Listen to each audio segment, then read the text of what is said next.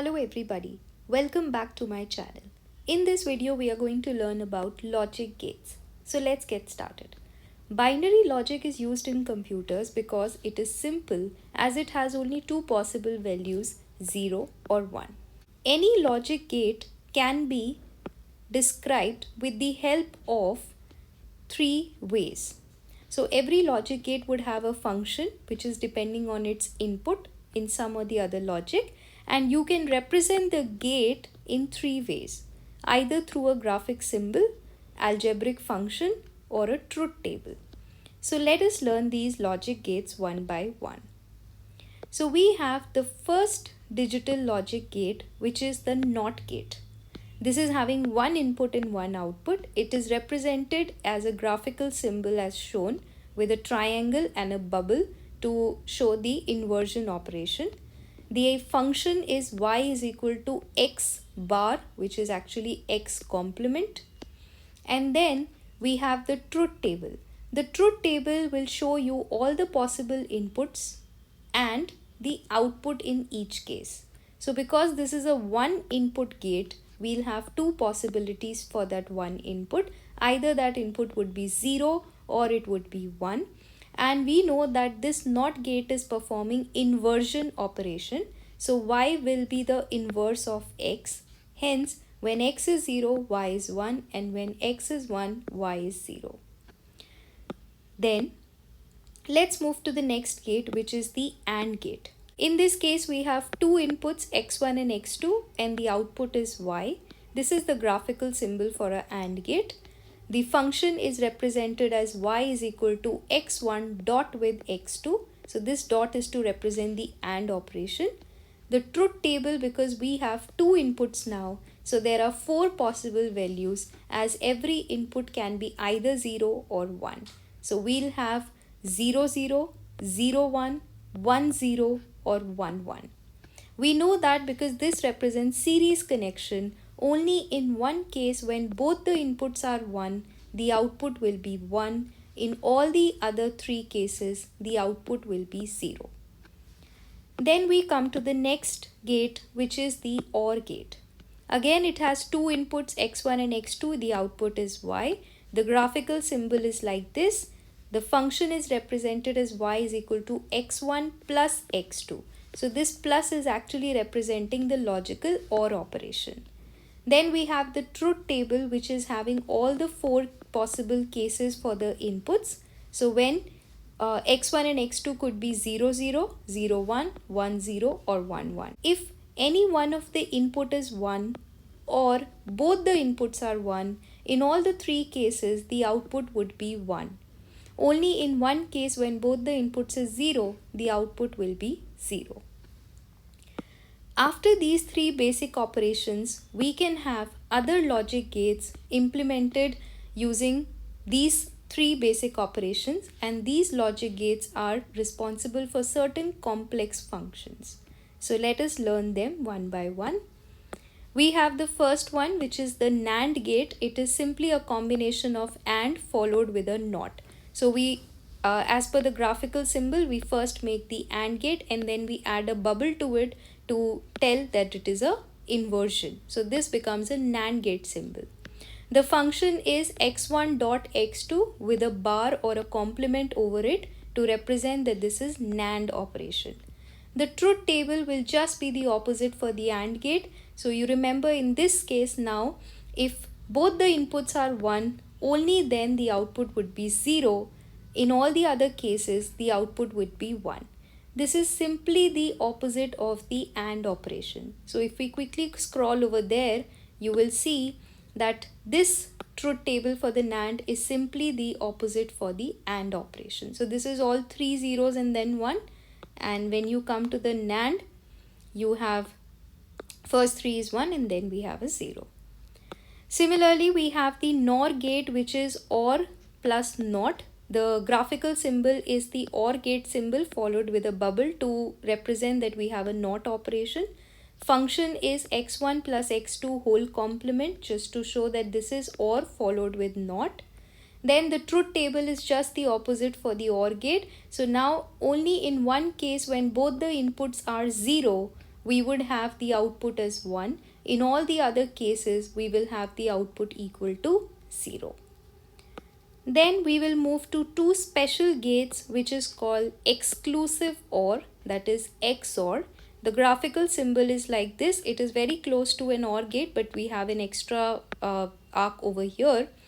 The function is x1 XNOR with x2. This is the symbol for XNOR, and if you expand it, it is actually a combination of AND operation or as well as NOT. So this is x1 dot with x2 bar plus x1 bar dot with x2. If we represent the truth table, it comes out like this. For the cases when x1 and x2 are 0, 0 or 1, 1, so which means that when x1 is equal to x2, so in this case both are equal and in this case also both are equal, in such cases the output is 0. Whenever x1 is not equal to x2, in the second and the third case, then the output is 1.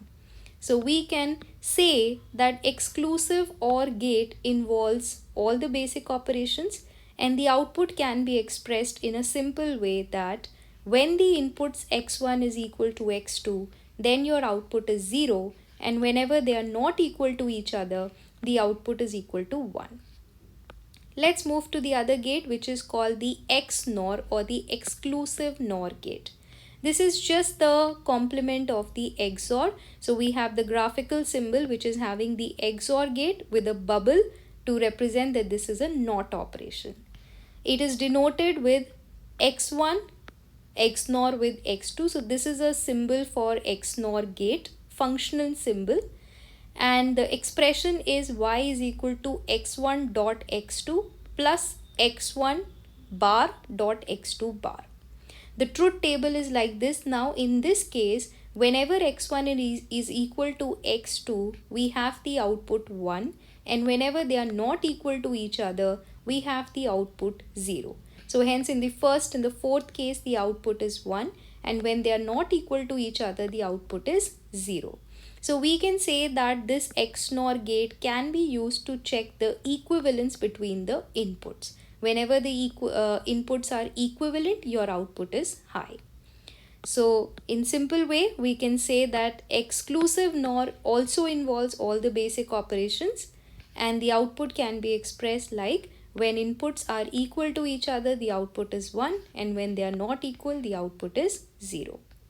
We have some shortcuts for you to quickly remember what would be the output for the logic gates, because the input to the logic gates are not restricted to only 2 inputs as shown. There can be any n number of inputs, but you have short tricks through which you can get to the answer quickly.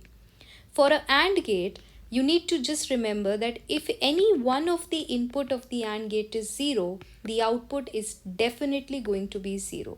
You don't need to look at the other inputs. If you know that one of the input among the various is 0, then your output is definitely 0, because you remember this is a series connection.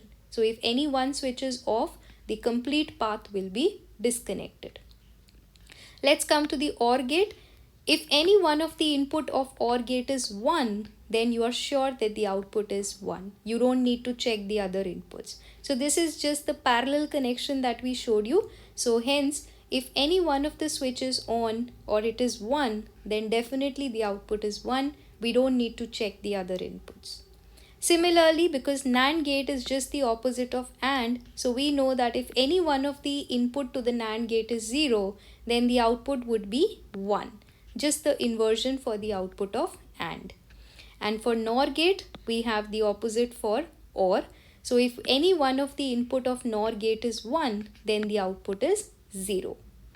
For XOR and XNOR, you have something special. In order to find out the output for an XOR gate, if you have more than 2 number of inputs, then what you need to do is count the number of ones in that input. If the number of ones is an even number, then the output would be 0 in the case of XOR.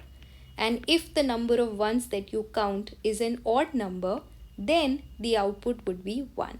So in short, I can say that XOR works as an odd number of ones detector. So now you have any number of inputs, just count the number of ones in it. If it comes out to be an odd number, you know the answer for the XOR gate is 1, and if it is an even number, the answer for the XOR gate is 0. In case of XNOR, my same logic goes, but it is just the opposite to the XOR. In case of XNOR, I will again count the number of ones in the input. If the number of ones is even, then my output will be 1, and if the number of ones is odd, then my output is 0. So I can say that exclusive NOR gate is an even number of ones detector. Now we have certain questions for you. Based on this knowledge, we can try out these questions. If you see in the first case, I have a AND gate with one of the input as A and the other input is connected to the ground connection. Now we told you the trick that if any one of the input for the AND gate is 0, the output is definitely going to be 0. So I am very sure that for the first question, my answer is going to be 0. So that is correct. Let's come to the next one. We have an OR gate with one of the input as B and the other input is 0. In case of an OR gate, I know that if one of the input is 1, then I can predict the answer. But if one of the input is 0, I need to know the next input to tell the output. So in this case, if B was 0, then your answer would be 0 for this OR gate. And if B is 1, then your answer would have been 1.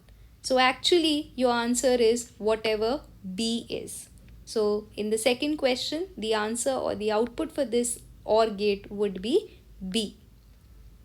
The third question is a NOR gate.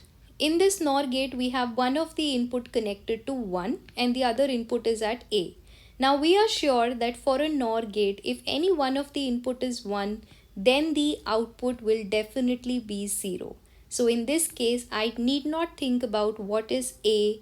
I am very sure by knowing that one of the input is 1, that the output of this gate would be definitely 0. So hence the answer to the third question is 0. In the fourth one, you have a XOR gate and one of the input is A, the other input is 0. Now just imagine this. So let us see what would be the answer for this gate. So we'll just draw it again. We have an XOR gate and one of the input is A, the other is connected to 0. So now you know that this is something like 0 XOR with A. So let me imagine that if A was equal to 0, then I would have the situation as 0 XOR with 0. And for XOR, we know that when the both inputs are equal to each other, the answer is 0. And if A would have been equivalent to 1, then the situation would have been 0 XOR with 1, and this would have given me the answer as 1 because the inputs are not equal to each other.